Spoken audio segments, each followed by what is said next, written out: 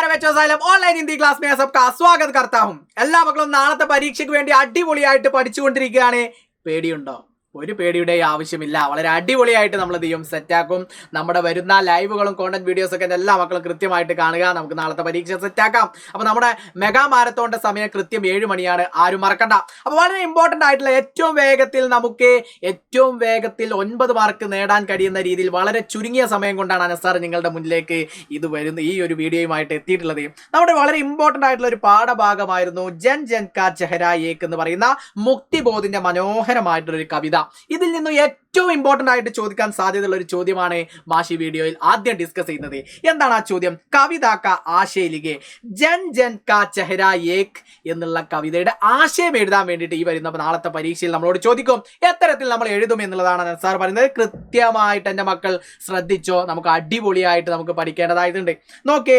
പ്രസ്തുത കവിത ജൻ ജൻ കാ ചെഹരാ ഏക് ഹിന്ദി കെ പ്രസിദ്ധ കവി മുക്തിബോധ് की रचना है അപ്പോൾ എൻ്റെ മക്കൾ മനസ്സിലാക്കേണ്ട ഒരു കാര്യം നമ്മൾ ഏതൊരു കവിത എഴുതുകയാണെങ്കിലും ആ കവിത ഫസ്റ്റ് നമ്മൾ എഴുതുമ്പോൾ കവിതയുടെ ആശയം എഴുതുമ്പോൾ ആര് എഴുതിയതാണ് എന്നുള്ളതാണ് നമ്മൾ ഫസ്റ്റ് കൊടുക്കേണ്ടത് അപ്പോൾ ഇവിടെ ആരുടേതാണ് മുക്തിബോധിൻ്റെതാണ് അപ്പോൾ പ്രസ്തുത കവിതയായ ജൻ ജൻ കാ ചെഹരാ ഏക് എന്നുള്ള ആ ഒരു കവിത ഇനി മറ്റൊരു പാഠഭാഗവുമായി ബേസ് ചെയ്ത് മറ്റൊന്ന് ചോദിക്കുകയാണെങ്കിൽ അപ്പോൾ നമ്മൾ പ്രസ്തുത കവിത എന്ന് പറഞ്ഞ് ഏത് കവിതയാണോ ആ കവിതയുടെ പാഠത്തിന്റെ പേരാണ് നമ്മൾ എഴുതുന്നത് ഇവിടെ പ്രസിദ്ധ കവി എന്നുള്ളത് മുക്തിബോധ് മാറ്റിയിട്ട് ആ കവിത എഴുതിയത് ആരാണോ അത് നമ്മൾ ചേർത്ത് കൊടുക്കുന്നു അപ്പൊ തുടക്കം ഒരു കവിതയുടെ ആശയം എഴുതുന്നത് എൻ്റെ മക്കൾക്ക് മനസ്സിലായോ അവിടെ നിൽക്കട്ടെ ഇനി ഇപ്പൊ ചോദിച്ചതിന് ഉത്തരം നമുക്ക് എഴുതിയിട്ട് തുടങ്ങാം ഇസ്മേ കവി കഹ്തേ ഹെ ഇതിലൂടെ കവി പറയുന്നു ഈ കവിതയിലൂടെ എന്താണ് നമുക്ക് നമ്മളോട് പറയുന്നത് എന്നുള്ളത് നമുക്ക് നോക്കാം കി ജീവൻ ശൈലി അതായത് ജീവിത ശൈലിയാണ് ജീവിത ശൈലി എന്തൊക്കെയാ പറയുന്നത് എന്നാണ് നമുക്ക് പറയുന്നത് എന്താണ് ജീവിത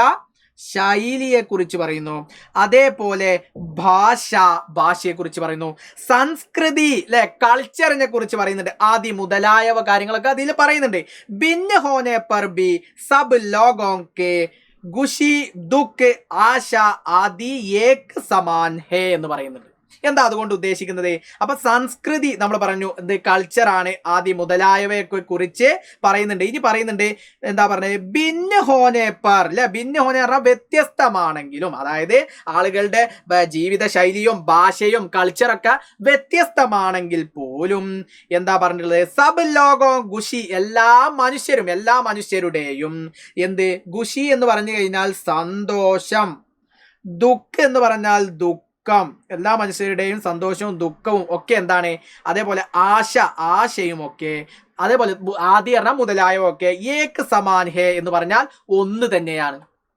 എന്നിട്ട് പറയണ്ടേ ഹം കിസ് പ്രദേശ് മേ രഹ്നെ പർ ബി ഹമാരെ ചെഹരെ ഏക് ജൈസാ ഹേ അതായത് നമ്മൾ ഏത് പ്രദേശത്ത് താമസിച്ചാലും അല്ലെ ഹമാരെ അല്ലെ നമ്മുടെ ചെഹരെ എന്ന് പറഞ്ഞു കഴിഞ്ഞാൽ മുഖം എന്താണ് ഏക് ജൈസാ ഹേ ഒന്ന് തന്നെയാണ് എന്ന് പറയുന്നുണ്ട് എന്നിട്ട് നോക്കിക്കോ ദുഃഖ് ഓർ കഠിനായിയാം ബി ഏക് ഹേ ദുഃഖങ്ങളും പ്രയാസങ്ങളും ഒന്ന് തന്നെയാണ് കഠിനായിയം എന്ന് പറഞ്ഞാൽ പ്രയാസങ്ങൾ പ്രയാസങ്ങളും എന്താണ് ആ ഏക് ഹെ ഒന്ന് തന്നെയാണ് എന്ന് നമുക്ക് പറയാം പിന്നെ പറയാം നമുക്ക് ഇതിലൂടെ പറയുന്നുണ്ട് അന്യായിക്ക് വിരുദ്ധ ആവാസ് ഉഡ്നെ വാലോം കാ ലക്ഷ്യ ബി ഏക് ഹെ അതായത് അന്യായത്തിനെതിരെ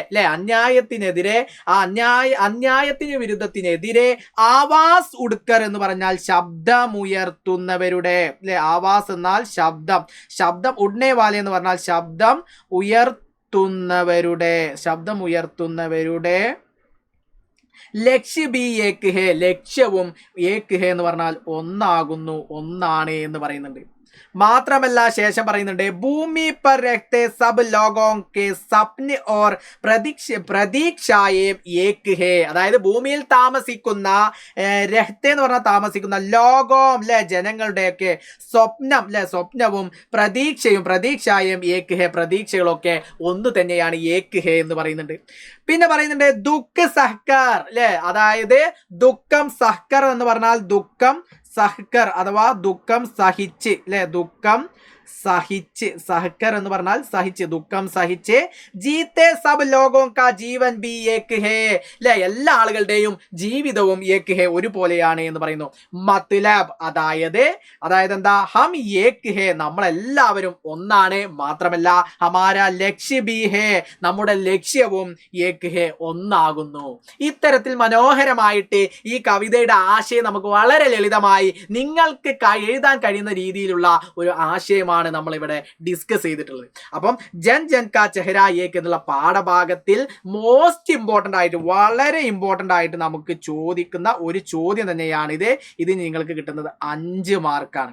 5 മാർക്ക് എന്ത് ചെയ്യും ഇതിന് എൻ്റെ മക്കൾക്ക് കിട്ടും. ഇത് കൃത്യമായിട്ട് എൻ്റെ മക്കൾ എന്ത് ചെയ്യണം, സ്കോർ ചെയ്യണം എന്നുള്ളതാണ് അനസാർ നിങ്ങളോട് പറയാനുള്ളത്. അപ്പൊ അത് സെറ്റായേ. ഇനി വളരെ ഇമ്പോർട്ടൻ്റ് ആയിട്ടുള്ള ഒരു ചോദ്യം കൂടി ഈ വീഡിയോയിൽ അനസാർ ഡിസ്കസ് ചെയ്യുന്നുണ്ട്. നമ്മുടെ ഒരു പാഠഭാഗമായിരുന്നു ഫുട്ബോൾ കെ ദിൽ കാ രാജ.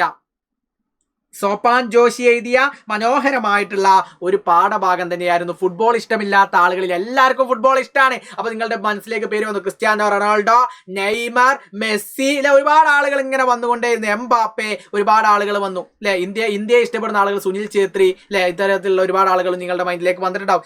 ഏതായാലും ആയിക്കോട്ടെ, നമുക്ക് ഏറ്റവും ഇമ്പോർട്ടൻ്റ് ആയിട്ട് ഈ പാഠഭാഗത്തിൽ നിന്നും ചോദിക്കുന്നതാണ് പെലയെ കുറിച്ചിട്ടാണല്ലോ ഈ പാഠഭാഗം. അപ്പൊ പെലയുടെ ജന്മദിനത്തോടനുബന്ധിച്ച് നിങ്ങളുടെ സ്കൂളിൽ എന്ത് ചെയ്യാണ്, ഒരു ജന്മദിനാഘോഷം സംഘടിപ്പിക്കുകയാണ്. അതെല്ലാവരും അറിയിക്കാൻ വേണ്ടിയിട്ട് ഒരു പോസ്റ്റർ തയ്യാറാക്കാൻ വേണ്ടിയിട്ട് നിങ്ങളോട് ചോദിക്കും. അത്തരത്തിലൊരു ചോദ്യം വന്നു കഴിഞ്ഞാൽ ഇത്തരത്തിൽ നമ്മളൊരു പോസ്റ്റർ തയ്യാറാക്കണം. അപ്പൊ പോസ്റ്റർ തയ്യാറാക്കണം എന്നുണ്ടെങ്കിൽ മനോഹരമായിട്ടുള്ള ഒരു കള്ളി നമ്മൾ വരക്കുന്നു. ഏറ്റവും മനോഹരമായിട്ടുള്ള ഒരു കള്ളി വരക്കുന്നു. ഇങ്ങോട്ട് എന്താണോ നമ്മുടെ സബ്ജക്റ്റ്, നമുക്ക് പെലയുടെ ജന്മദിനത്തോടനുബന്ധിച്ചുള്ളതാ. അപ്പൊ ഫുട്ബോൾ ഇതിഹാസ് കെ മോത്തി, ഇത് ഫുട്ബോൾ എന്നാണ് കേട്ടോ. ഫുട്ബോൾ എന്നാക്കണം. ഫുട്ബോൾ അല്ലെ, ഫുട്ബോളാണ്. അപ്പം ഫുട്ബോൾ എൻ്റെ മക്കൾ ശ്രദ്ധിച്ചോ, ഫുട്ബോൾ ആണ്. അപ്പൊ ഫുട്ബോൾ ഇതിഹാസ് അല്ലെ. അപ്പൊ എന്താണ് ഫുട്ബോൾ അല്ലെ, ഫുട്ബോൾ ഇതിഹാസ് കെ മോത്തി. നമ്മൾ എന്ത് എഴുതുന്നു, പെലെ കാ ജന്മദിൻ സമാരോഹ് അല്ലെ, ജന്മദിനാഘോഷം അല്ലെ. അപ്പൊ എന്നാണ് ജന്മദിനാഘോഷം? അപ്പൊ ഒരു വർഷം അദ്ദേഹം ജനിച്ചിട്ടുണ്ടാവും, അതേ വർഷം ഓരോ വർഷത്തിലും ആ ദിവസം വരുന്ന സമയത്താണ് ജന്മദിനം നമ്മൾ സംഘടിപ്പിക്കുന്നത്. അപ്പൊ ഇവിടെ 23 ഒക്ടോബർ 2025 അല്ലെ. അപ്പൊ ആ 23 ഒക്ടോബറിലാണ് അദ്ദേഹം ജനിച്ചിട്ടുള്ളത്. അപ്പൊ ആ ദിവസം വീണ്ടും റിപ്പീറ്റ് ചെയ്ത് വരുമ്പോൾ അന്ന് നമ്മൾ എന്ത് ചെയ്യും, ജന്മദിനം ആഘോഷിക്കും. അപ്പൊ ആ ദിവസം നമ്മൾ കൊടുക്കുന്നു. പിന്നെ സുബ് 11 ബജെ, അത് നിങ്ങൾക്ക് 10 ബജെ ഏത് സമയം നിങ്ങൾക്ക് കൊടുക്കാം. പിന്നെ നിങ്ങളുടെ സ്കൂളിലാണ്, അപ്പൊ GVHSS ഡാഷ് കൊടുത്തിട്ടുണ്ട്. നിങ്ങളുടെ സ്കൂളിന്റെ പേര് എന്താണോ അതാണ് നിങ്ങൾ ഇവിടെ കൊടുക്കേണ്ടത്. മാത്രമല്ല ഒരു പോസ്റ്ററിന്റെ അവസാനം ഏറ്റവും ഇമ്പോർട്ടൻ്റ് ആയിട്ട് എല്ലാവരെയും നമ്മൾ ഇൻവൈറ്റ് ചെയ്യണം. അപ്പൊ നമ്മൾ എന്താ, ഓൾ ആർ വെൽക്കം, അതായത് സബ്കാ സ്വാഗതം എന്നാണ് നമ്മൾ എന്ത് ചെയ്യുന്നത്, ആ ഹിന്ദിയിൽ നമ്മൾ പറയുന്നത്. അപ്പൊ സബ്കാ സ്വാഗതം എന്ന് പറഞ്ഞു കഴിഞ്ഞാൽ all are welcome.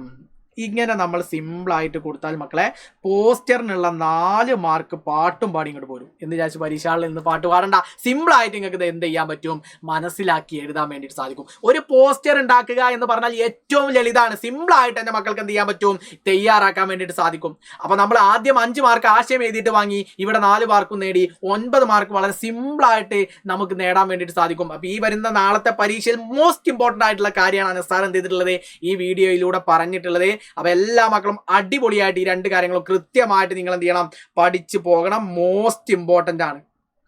Most important അല്ലേ. അപ്പൊ എല്ലാവരും ഈ രണ്ട് ചോദ്യം അനസാർ ഡിസ്കസ് 2 ചോദ്യം പഠിക്കൂലേ? ഉറപ്പല്ലേ? യെസ്. അപ്പൊ ഉറപ്പാണ് ഞങ്ങൾ പഠിക്കുമെന്നുള്ള ആളുകളൊക്കെ കൃത്യമായിട്ട് ഈ വീഡിയോ ലൈക്ക് ചെയ്യുക, അതേപോലെ നിങ്ങളുടെ കൂട്ടുകാരിലേക്ക് ഷെയർ ചെയ്യുക. ഈ വീഡിയോയുടെ താഴെ നിങ്ങൾക്ക് ഇഷ്ടപ്പെട്ടിട്ടുണ്ടെങ്കിൽ കൃത്യമായിട്ട് നിങ്ങളുടെ കമന്റ് രേഖപ്പെടുത്തുക. എല്ലാം നിങ്ങൾ അടിപൊളിയാക്കുക. അതേപോലെ നിങ്ങൾക്ക് ഇനി അഡീഷണൽ ആയിട്ട് വീഡിയോ ആഡ് ചെയ്യേണ്ടെങ്കിൽ നമ്മൾ മെഗാ മാരത്തോളിലൊക്കെ നമ്മൾ ഡിസ്കസ് ചെയ്യും. അപ്പോൾ ഏത് ആഡ് ചെയ്യേണ്ടതെന്നുള്ള ആ വീഡിയോസ്, ഏത് വീഡിയോ ആണ് നിങ്ങൾക്ക് വേണ്ടത് അതും കൂടി ഇതിന്റെ താഴെ കമന്റ് ചെയ്യുക. അപ്പോൾ എല്ലാ മക്കൾക്കും wish you all the very best your Christmas exam. അടിപൊളിയായിട്ട് നിങ്ങൾ എന്ത് ചെയ്യണം, പരീക്ഷ എഴുതണം. ഒരു പേടിയും കൂടാതെ നിങ്ങൾ പരീക്ഷ ഹാളിലേക്ക് കടന്നു പോകുക. ചോദ്യ പേപ്പർ നിങ്ങൾ കിട്ടിക്കഴിഞ്ഞാൽ കൃത്യമായിട്ട് എൻ്റെ മക്കൾ എന്ത് ചെയ്യണം, കൃത്യമായിട്ട് ചോദ്യം വായിച്ചു നോക്കിയാൽ തന്നെ നിങ്ങൾക്ക് ഉത്തരം പെട്ടെന്ന് നിങ്ങളുടെ മൈൻഡിൽ വരും. അപ്പോൾ അത് എൻ്റെ മക്കൾ എന്ത് ചെയ്യണം, അടിപൊളിയായിട്ട് നിങ്ങൾ കീപ്പ് ചെയ്യണം. അടിപൊളിയായിട്ട് പഠിക്കുക, നല്ല മാർക്ക് നേടുക, നല്ല രീതിയിൽ പരീക്ഷ എഴുതുക.